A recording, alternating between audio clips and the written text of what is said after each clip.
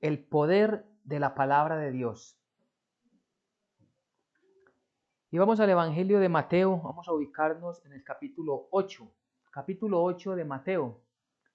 Y vamos a leer versículos del 5 al 13. Mateo capítulo 8 del 5 al 13. Dice la palabra de Dios.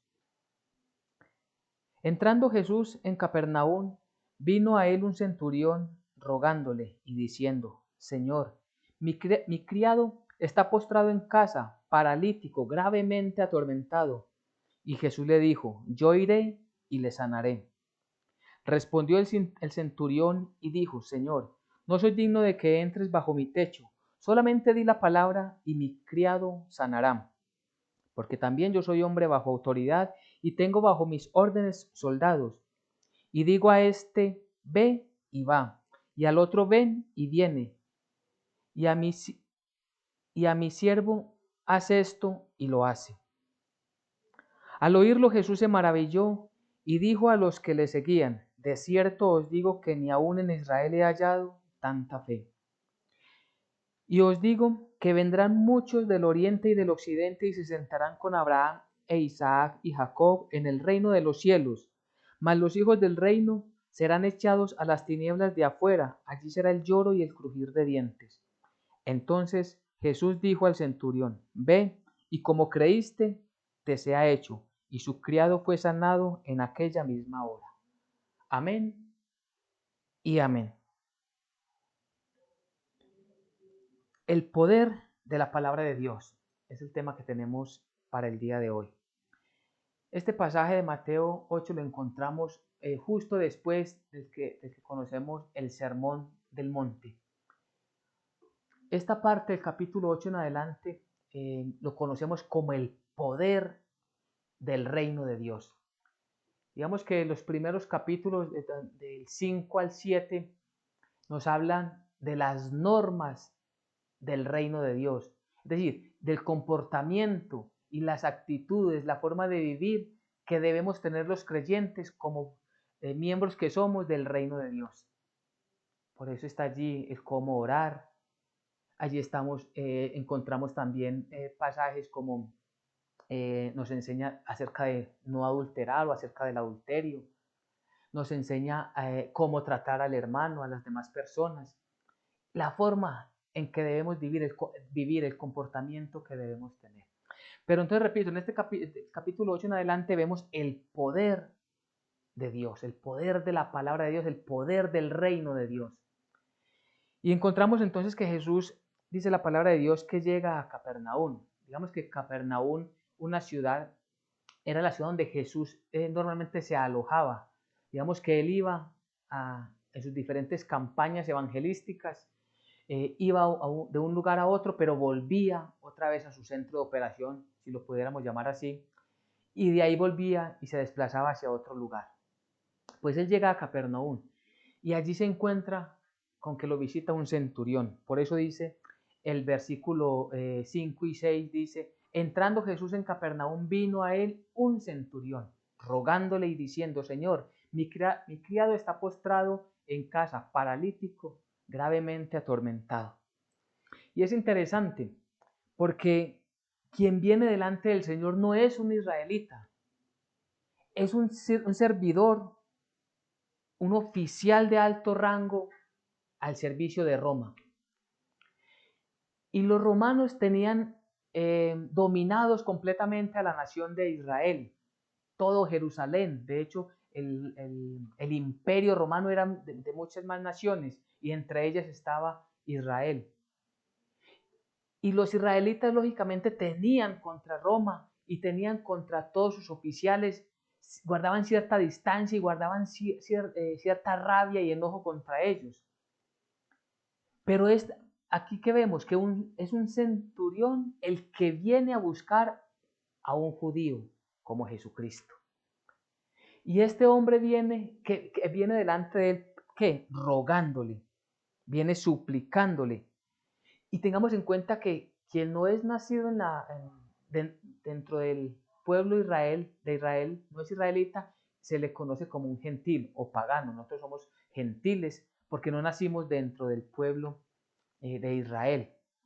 Y vamos a ver cómo desde allí se nota la gracia y el amor de Dios para con todas las naciones. Porque el corazón de Jesús, todo lo que el amor de Jesús es completamente distinto al de los israelitas y el resto del mundo.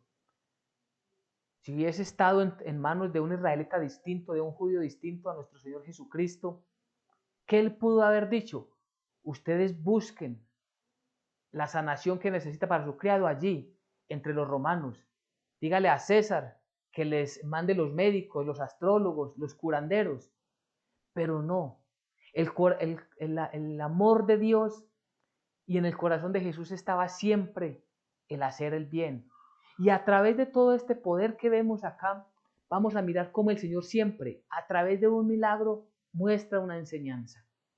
Cada pasaje que encontramos donde el Señor está haciendo un milagro, donde está demostrando su poder sobre todas las cosas, allí hay una enseñanza para todos y cada uno de nosotros. El Señor, en el pasaje anterior a este que estamos leyendo, vemos como un hombre que tenía lepra viene delante de él y cómo el Señor lo sana. Ahora el que viene es un centurión romano. También vemos cómo vienen a él escribas y fariseos, es decir, siempre todos en torno a Jesucristo. Y es que es allí donde debemos nosotros comprender. Nosotros siempre debemos de ir delante del Señor, sea cual sea nuestra situación, sea cual sea nuestra condición y sea cual sea nuestro estado en la fe que estemos. Puede haber uno en mayor estatura en la fe, otros de menor estatura, otros que apenas estén iniciando. Para todos nosotros la enseñanza es que siempre debemos de venir delante del Señor. Aquí vemos un romano que viene a suplicarle al Señor que ayude a su siervo. Y es que al suplicarle, dice el versículo 6, cuando él viene, dice que venía rogándole, es decir, él se despoja de su autoridad como romano y se humilla delante del Señor. Él podía, según los pensamientos humanos, venir con su autoridad y decir, es que yo soy parte de la realeza o parte del gobierno de Roma y exijo que traigan a Jesús delante de mí para que él me obedezca lo que quiero decirle o lo que tengo para decirle. No, él se despoja de todo eso. Y él viene rogando, suplicando. Porque es que nosotros delante del Señor y ninguna persona, ni nosotros ni nadie, tiene absolutamente nada para decirle al Señor, Señor, a cambio de lo que yo te di, dame tú también, amado Señor. No, todos absolutamente dependemos de la gracia y de la misericordia del Señor. Entonces viene rogando, suplicando, despojándose de su vanagloria, de su autoridad, y se postra delante del Señor o se humilla delante del Señor. Porque con las palabras lo que le está diciendo es, Señor, quiero que me ayudes, te suplico, te ruego, te imploro. ¿Cómo debemos llegar nosotros delante del Señor? Con toda súplica, con todo ruego, no exigiendo, rogando. No podemos nosotros en ningún momento pensar que el Señor tiene alguna obligación con nosotros. Y diciendo, Señor, mi criado está postrado en casa, paralítico y gravemente atormentado. Y aquí la segunda persona que sale, primero el centurión delante de Jesús, el centurión ahora es el criado de este centurión. El criado es realmente un esclavo de este hombre. Y es interesante porque en la condición de que nos cuenta el pasaje que se encontraba este siervo, este esclavo, este criado del centurión, la autoridad, las leyes romanas permitían que si un siervo, un criado, un esclavo ya no le era útil por causa de una enfermedad, por causa de un accidente, el dueño del esclavo, el dueño del criado podría quitarle la vida, matarlo, porque para ellos era un gasto menos tener que pagarle medicinas, tener que cuidarlo y este siervo, este criado no estar produciendo nada para su amo. Pero en el corazón de este centurión no estaba ese deseo, sino que estaba también el deseo de que su criado fuera sanado. Nosotros, cada uno, debemos de pensar. Si nosotros estamos imaginándonos que tenemos una superioridad sobre otras personas, y hay veces nos cuesta orar y pedir, suplicar por otras personas, porque las tomamos como de menor categoría, lo cual es un grave pecado delante del Señor. Delante del Señor, todos somos iguales. Y así como este hombre viene delante de Jesucristo para implorar por su siervo, así nosotros debemos de llegar y podemos llegar delante de Jesucristo para suplicar por nuestra propia vida, claro que sí, también por la vida de nuestros seres queridos. Se ve que este centurión quería mucho a este siervo, a este criado. Nosotros podemos orar delante del Señor por todas las personas, buscar que el Señor bendiga a nuestro hermano, a nuestra hermana, a nuestro amigo, a nuestro vecino. Y no necesitamos, recordemos, lo hemos dicho varias veces, intermediación de nadie. Porque es que tristemente se nos ha dicho que quienes interceden por nosotros son personas que ya murieron. Entonces, esta persona que Roma o el Vaticano o no sé quién declaró santo, entonces invocan a esa persona para que esa persona vaya delante de Jesús y Jesús escuche nuestras súplicas. No hay necesidad, no es necesario y de hecho es una abominación. Nosotros debemos cada uno ir delante de Jesús. Despojémonos de nuestro orgullo, despojémonos de nuestras vanidades, despojémonos de esas religiones que nos tienen atados y postrémonos humillados delante de nuestro Señor para buscar siempre su misericordia y su perdón, su ayuda, su compasión. Este hombre es escuchado por el Señor. Por eso dice el versículo 7, Jesús le dijo, yo iré y le sanaré. Miren, Jesucristo no vaciló ni un solo momento en decir, sí, yo voy, venga, vamos, ¿dónde están? Y es que hay veces pensamos que es que Jesús no nos va a escuchar a nosotros. Y es que a veces pensamos que si no es una persona u otra la que ora por nosotros, entonces no vamos a ser escuchados en el reino de Dios. Sí, el Señor sí nos escucha, el Señor quiere escuchar el ruego suyo, la súplica suya, quiere escuchar su oración. Él no quiere que repitamos oraciones, que hagamos una gran lista y una oraciones repetitivas que escribieron otras personas. Él quiere escuchar el deseo de su corazón, el deseo de cada uno de nosotros. Y esa es la respuesta de Jesús. Nosotros pensamos que Él está muy lejos y Él está más cerquita de lo que nos imaginamos, está a nuestro lado. Él estará con, dijo Él estaré con ustedes hasta el fin de los tiempos. Qué bueno que todos tengamos esa disciplina, esos hábitos espirituales de postrarnos delante de nuestro Señor, cada uno orar. Oramos en comunidad, claro que sí, pero también que cada uno oremos allí en lo íntimo y en lo secreto para que Dios que ve en lo íntimo y en lo secreto nos recompense en público, haga visible su amor, su misericordia, su poder visiblemente y que nosotros podamos decir, Jesucristo ha hecho por mí tal una u otra cosa. Pero ¿qué sucede? Si alguien busca intermediarios, si alguien busca a alguno de los que los hombres declararon santos, ¿a quién le va a agradecer? A San Benito, ¿verdad? No le va a agradecer a Cristo Jesús. ¿A quién le va a agradecer? A todos los santos y las santas que por decreto humano se decretaron así. No, la gloria y la honra solo le pertenece a nuestro Dios y es lo que Él espera de nosotros. Por eso busquemos siempre, siempre la presencia de nuestro Señor. Esto iba en contra de todas las costumbres judías. Esto iba en contra de las tradiciones de los israelitas. Pero en ninguna parte de la ley impedía que un judío fuera a la casa de un gentil. Pero ellos dentro de sus tradiciones y normas estaban tan llenos de egoísmo que para hacer el bien ni siquiera eran capaces de ir a visitar a un gentil. Y el Señor siempre nos ha mandado, y especialmente a ellos, a hacer el bien. Jesús no está atado a ninguna doctrina humana. Jesús no está atado a ninguna religión de este mundo. Las religiones fueron creadas por el ser humano. Jesucristo no vino para crear una religión.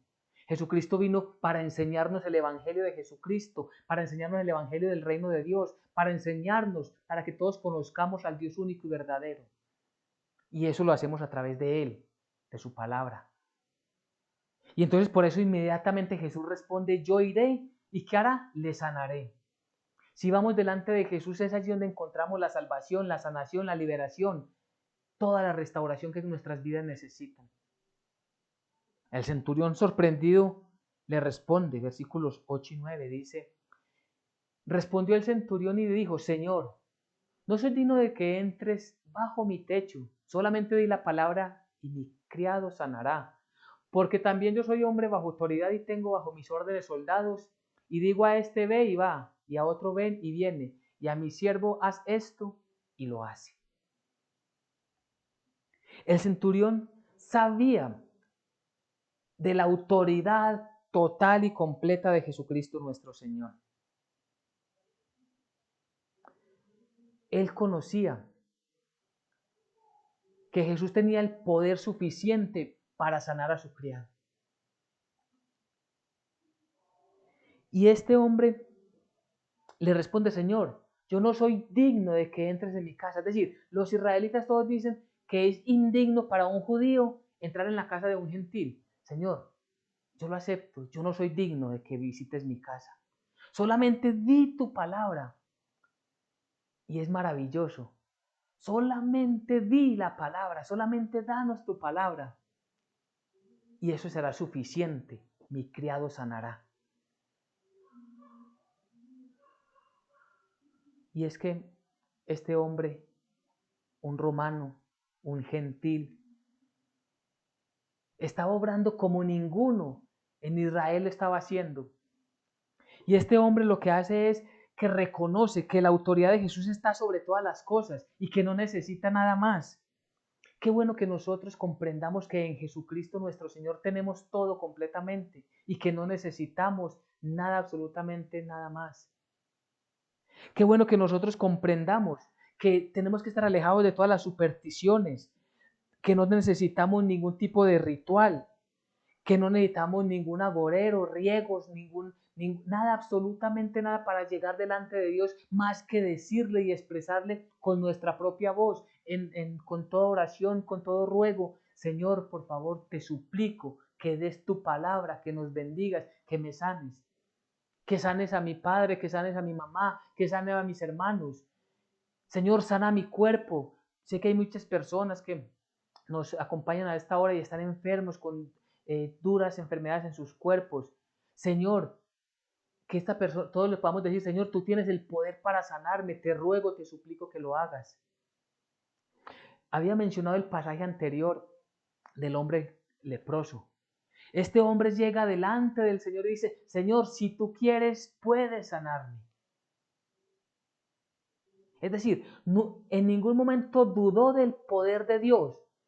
Lo sometió a su voluntad. Dijo, Señor, si tú quieres. El poder está. Tu gracia y tu misericordia son para siempre. Si tú quieres, puedes sanar. Es una dependencia humilde delante de su Señor. ¿Y qué es lo que le contestó Jesús? Si quiero. Si quiero, le dijo el Señor, y fue sanado.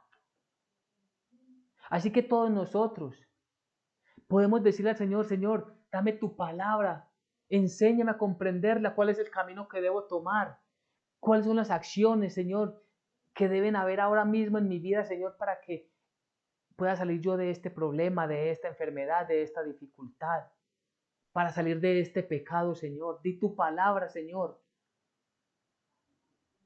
El Señor tenía poder sobre espíritus inmundos, es decir, sobre el diablo, tiene completo poder. Tiene el poder sobre enfermedades para sanar, para curar, para liberar. Tiene poder sobre la vida y sobre la muerte, por eso pudo y puede resucitar personas. El Señor tiene y es el único que tiene el poder para la salvación de cada uno de nosotros. Entonces tenemos mucho por qué presentarnos delante del Señor. Señor, sálvame por favor. Señor, te ruego por la salvación de mi casa, de mi familia. Que todos podamos conocer la palabra de verdad, que creamos en ti y que tú nos salves, amado Señor. Y esto es lo que lo hace diferente a los otros oyentes que estaban cerca de Jesús. Porque este hombre, repito, no se creía con derechos, no se creía para decirle al Señor, Señor, te ordeno, porque ellos, la autoridad les daba cierto orgullo, incluso arrogantes muchos de ellos. Pero él dice, te ruego, di la palabra, te lo suplico, que así mi criado va a sanar. Porque él dice, yo no soy digno de que entres en mi casa. Cuando dice yo no soy digno, ¿qué es lo que está diciendo? Señor, es solo por tu misericordia, es solo por tu compasión. ¿Cuántos de nosotros, repito, nos creemos con derechos delante del Señor? ¿Cuántos de nosotros creemos que porque hacemos el devocional en la mañana, la oración a mediodía y la oración en la noche, entonces tenemos derechos delante de Dios y Dios tiene la obligación de bendecirnos? Jamás. Para bien de nosotros mismos oramos. Para bien de nosotros mismos estudiamos la palabra. Para bien y bendición de nosotros mismos nos presentamos delante del Señor antes de acostarnos. Pero nada obliga al Señor. Romanos 11, 35, 36 realmente nos dice claramente.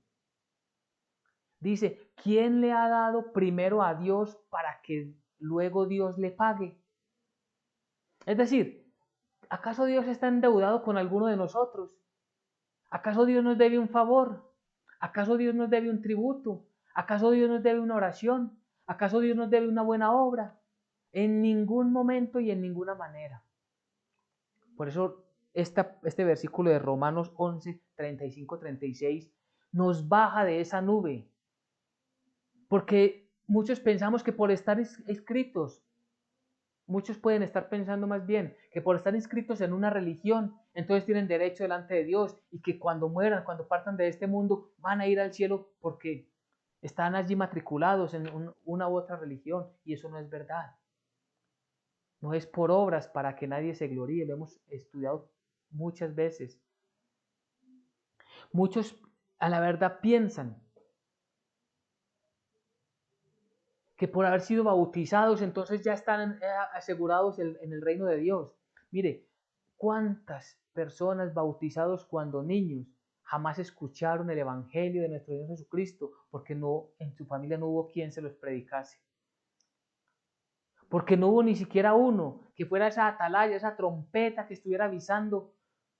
Mire, el día del Señor viene, día grande y terrible, y es necesario que nos volvamos a Él arrepentidos.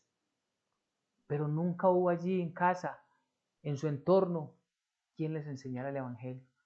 Y sin embargo, cuando están despidiendo su cuerpo en las honras fúnebres, hacen mención que por haber sido bautizados irán delante de Dios, y eso no es verdad. Nadie, porque no es por obras. Entonces yo podría decir, Señor, como la obra que yo hice de bautizarme fue en tal fecha o en X tiempo, ahora déjame entrar a tu reino. No, no te conozco, nos puede decir el Señor. Él va a mirar realmente dónde está nuestra fe, dónde están puestas nuestras esperanzas, nuestra intención de oración en Él. Porque dice el versículo 36 de este Romanos 11, porque todas las cosas proceden de Él y existen por Él y para Él. A Él sea la gloria por siempre, amén. Entonces tenemos que tener en cuenta claro eso. No somos dignos delante del Señor. Todo lo que el Señor nos da es por gracia. No somos mejores que otras personas. No somos mejores que los que hoy no son creyentes. No somos mejores que que los ateos. Nosotros estamos por gracia y misericordia delante del Señor, y por eso nos esforzamos en humillarnos, en despojarnos de nuestra arrogancia, nuestra altivez y prepotencia, dejar eso. Ninguna credencial nos sirve delante del Señor, sino que decir, Señor, yo no soy digno. No soy digno de estar delante de ti. Juan Bautista dijo, no soy digno de desatar las sandalias de tu calzado, los cordones de tu calzado, perdón, las sandalias de tus pies. ¿Y cuál es el argumento que dice? Por eso dice, di solamente tu palabra. ¿Cuál era la autoridad por encima de este centurión? César. Y por eso él dice, yo soy hombre bajo autoridad. Es decir, cuando César daba una orden, todos, absolutamente sin ni siquiera protestar en lo más mínimo, cumplían la orden. Y él sabía que a los soldados que él tenía bajo su orden, él daba una instrucción, una orden, y todos la tenían que cumplir inmediatamente sin opción alguna de cuestionar la decisión. Y él está diciendo, Señor, tú eres más grande que toda esta autoridad del mundo. Tú eres más grande que la autoridad del mismo demonio, del mismo espíritu, de la misma enfermedad. Una palabra tuya, Señor, bastará para sanar a mi siervo. Una palabra del Señor basta para sanarnos a cada uno de nosotros. Y eso es lo que realmente le agrada al Señor. Por eso el versículo 10 dice, al oírlo Jesús se maravilló y dijo a los que le seguían, de cierto os digo que ni aún en Israel he hallado tanta fe. ¡Qué alegría! Jesucristo está maravillado por el testimonio de un gentil. Nosotros debemos vivir como creyentes, verdaderos cristianos, viviendo a través de la fe, de la mirada puesta en nuestro Mesías, en nuestro Salvador, en Jesucristo nuestro Señor. Y que tengamos claro que Él y solo Él puede sacarnos de las dificultades, de las enfermedades, de los problemas, de la escasez financiera, si Él a bien así lo quiere. Pero que nada, absolutamente nada, se puede oponer, le puede presentar oposición a la decisión soberana de Dios. Entonces, si nada ni nadie puede oponérsele, ¿por qué no buscarle a Él directamente? ¿Por qué no buscarlo a Él y solo a Él? Si Dios determinó darnos un sí en una petición, nadie lo puede impedir. Si Dios determinó darnos un no en una petición, nadie podrá cambiar esa decisión. Es una decisión soberana del Dios Altísimo.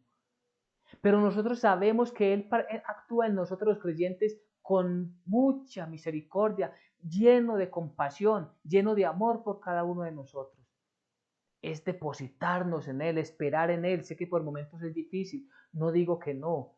Sé que hay personas que están pasando por dificultades muy duras en estos tiempos, muchos que están esperando una respuesta ahora mismo del Señor para salir de los enredos ante la justicia de este mundo en la que se encuentran. Pero es necesario seguir confiando y esperando en el Señor, que Él soberanamente cuidará de nosotros. Él soberanamente actúa en nuestras vidas.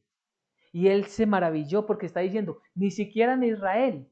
Oiga, los que realmente estaban llamados a vivir en la fe verdadera eran los israelitas. Y ellos estaban rechazando a Jesucristo y los gentiles le estaban recibiendo, le estaban creyendo, le estaban siguiendo. Y por eso viene el versículo 11 y versículo 12. Y os digo, palabras de Jesús, y os digo que vendrán muchos del oriente y del occidente y se sentarán con Abraham, Isaac y Jacob en el reino de los cielos. Mas los hijos del reino, refiriéndose a los israelitas, mas los hijos del reino serán echados a las tinieblas de afuera, allí será el lloro y el crujir de dientes. Miremos la diferencia entre estos dos grupos de personas. Dice, vendrán muchos de oriente y del occidente, es decir, vendrán de todas las naciones de la tierra, de entre las naciones saldrán muchas personas como nosotros que le creemos a Jesucristo, que lo adoramos como el único Señor, que le imploramos y que toda nuestra adoración y nuestras oraciones son para Él. Vendremos delante de Él y Él nos permitirá estar en su reino, porque dice que se sentarán con Abraham, Isaac y Jacob en el reino de los cielos. ¿Quiénes? Los que vivimos por fe en Cristo Jesús, los que nuestra esperanza está puesta en Cristo Jesús. Y a diferencia, ¿Los otros cómo están? Serán echados a las tinieblas de afuera. Entonces la primera parte dice que se sentarán dando a entender paz, tranquilidad, gozo, alegría, liberación, sanación completa. Allí no habrán enfermedades, allí no habrá llanto. Pero aquellos que se creían con derechos, aquellos que se creían que tenían asegurado el reino de Dios por sus obras, aquellos que creían o que creen que por estar escritos allí en un grupo religioso van al reino de los cielos, estos serán echados fuera. Y serán echados fuera, ¿por qué? Porque la fe no estaba completamente en el Hijo de Dios, en Jesucristo. Porque no hay, recordemos que el pasaje todo lo encierra la maravillosa fe que tenía el centurión. Y esa fe es la que nos pide el Señor que cada uno de nosotros vivamos, tengamos. Y por eso la palabra del centurión es: Señor, di tu palabra. ¿Y cuál es el tema del día de hoy? El poder de la palabra de Dios. Nosotros tenemos que buscar más esa palabra poderosa, esa palabra que nos guía, esa palabra que nos alimenta, esa palabra que nos instruye y que nos da esa esperanza de que el Señor está obrando en nosotros. Nosotros no podemos dudar que el Señor está obrando ahora mismo en todos nosotros. De una manera con unos, de otra manera con otros, pero siempre dentro de su gracia, su misericordia y su favor. Y es el Señor el que nos da las fuerzas, a Él debemos de pedirle las fuerzas. Allí con el ruego, como lo muestra el centurión, debemos de rogarle: Señor, dame fuerzas, estoy decayendo en mi fe. Señor, no sé qué voy a hacer. Señor, perdona mis pensamientos porque pienso que tú no estás conmigo, que tú no me escuchas, pero sé que tú estás allí. Señor, por favor, ayúdame. Y eso es lo que cada uno de nosotros debemos hacer. Ese reposo que encontraremos nosotros en el reino de los cielos es totalmente diferente a la angustia de los que irán a las tinieblas. Y son dos grupos, no más, y están divididos solamente. Y lo que los diferencia es: su fe estaba puesta en Jesucristo como su único Señor y Salvador. O el grupo que no creyó en Jesucristo como su único Señor y Salvador y tuvo más y más dioses falsos en quien creer, tuvo más intermediarios, tuvo más ruegos a lo que no es Dios, confió más en sus fuerzas, confió más en su egocentrismo, no fue capaz de humillarse delante del Señor y decirle: Señor, aquí está mi vida, ten compasión de mí. Los que no creen, recordemos que la salvación es por gracia, y esto no de vosotros, pues es un don de Dios, es por medio de la fe. Es por medio de la fe. Porque la salvación es por gracia, por medio de la fe en Jesucristo. Y esto no de vosotros, pues es un don de Dios, es un regalo de Dios. Es decir, Dios hizo todo en nosotros para la salvación. ¿Y qué sucede si nosotros le oramos al Señor con fe? ¿Qué sucede si nuestra esperanza está puesta solamente en el Señor? ¿Cuál es la respuesta del Señor? ¿Cuál fue la respuesta que recibió el centurión? Versículo 13. Entonces, como la conclusión de nuestras vidas, estamos asegurados en Cristo Jesús. Entonces Jesús dijo al centurión: ve, y como creíste, te sea hecho. ¿En qué grado, en qué nivel está nuestra fe? ¿Hemos creído o estamos dudando? Si estamos dudando, es la oportunidad para postrarnos y rogarle: Señor, creo, pero auméntame la fe. Lo dijeron sus discípulos. También lo podemos y lo debemos hacer nosotros. Y el criado fue sanado en aquella misma hora. No lo estaba viendo el centurión, porque el centurión estaba con Jesús y el criado estaba allí en sus aposentos, quizás lejos de donde estaba Jesucristo. Quizás nosotros no estemos viendo la respuesta visualmente la respuesta que el Señor nos está dando, pero debemos de creer que Él sí nos está respondiendo, que Él sí está con nosotros, que Él sí ha determinado para nosotros sanación, liberación y principalmente la salvación. Dios ya nos ha dado la salvación por medio de la fe en Jesucristo. Por eso escuchemos unas conclusiones que nos ayudan más con este tema del día de hoy. Recordemos, el poder de la palabra de Dios.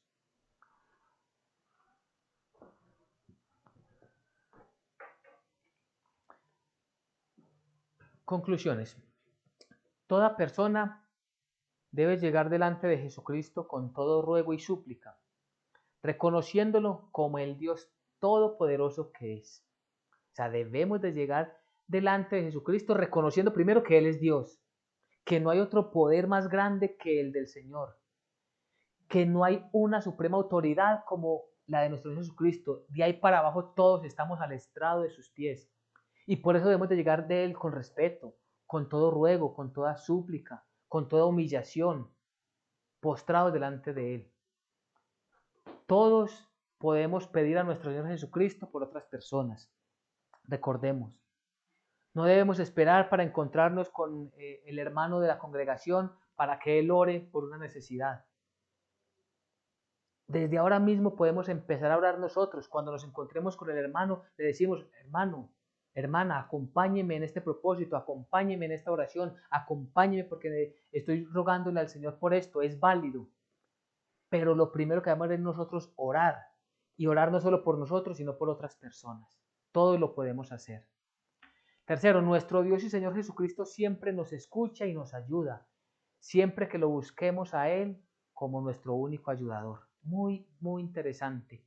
Nuestro Dios y Señor Jesucristo siempre nos escucha, Él nunca se distrae, Él nunca está lejos de nosotros. Recordemos que Él es omnipresente y es omnisciente y es omnipotente. Entonces, siempre nos ayuda, pero siempre que nosotros lo busquemos a Él y solo a Él como nuestro único ayudador. Nadie puede pedir algo a Dios pensando que tiene derechos delante de Él. Todo es por gracia y misericordia. Lo vimos claramente allí en Romanos 11, 35 y 36. ¿Quién le dio algo a Dios para que luego Él se lo pague? Nadie. Todo es por gracia y misericordia. Y es una conclusión que debe quedar clara en nuestros corazones. No tenemos, por muy espirituales que seamos, no tenemos ningún derecho delante de Dios. Otro, la suprema y total autoridad son de Dios, el resto está bajo el estrado de sus pies. La suprema y total autoridad son de Dios, nadie más. Dios se alegra en la verdadera fe. Recordemos, Jesucristo se maravilló de que un gentil tuviera tanta fe. Qué bueno que Dios se alegre con nosotros, de que nosotros como gentiles tengamos una fe grande para adorarlo y para servirle. Y por último, en las conclusiones, la salvación es por la fe en Jesucristo, no es por pertenecer a determinado grupo religioso. La salvación es por la fe en Jesucristo y en nadie más. Y tenemos entonces como aplicación para nuestras vidas: busquemos a nuestro Señor Jesucristo con toda oración y ruego, postrándonos ante Él con humildad, creyendo que solo Él nos puede ayudar para nuestra salvación, sanación y restauración. Su palabra tiene poder y autoridad sobre todas las cosas. Voy a volverlo a leer y ojalá podamos meditar en esta aplicación. Busquemos a nuestro Señor Jesucristo con toda oración y ruego. Postrémonos ante Él con humildad, creyendo que solo Él nos puede ayudar para nuestra salvación, sanación y restauración. Solo Él. No hay otro que nos pueda ayudar, solo Él. Y bien importante que tiene que ver con el tema del día de hoy. Su palabra tiene poder y autoridad sobre todas las cosas. Amén y amén. El poder de la palabra de Dios.